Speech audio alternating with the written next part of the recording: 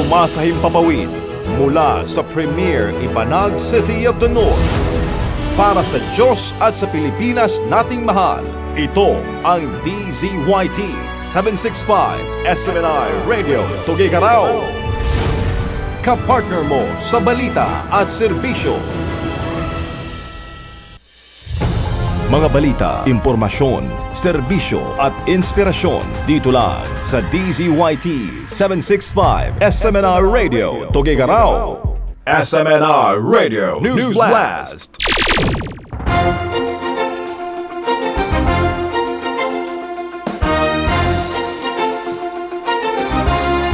Mga senador na nanawagan ng investigasyon sa Senate shooting.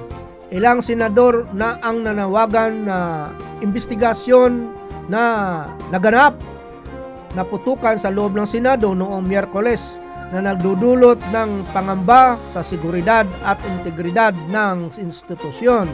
Naghain si Senator Bam Aquino ng Resolusyon 397 upang siyasatin ang insidente ng pagputok ng armas sa loob ng Senado habang may presensya umano ng mga armadong law enforcement personnel.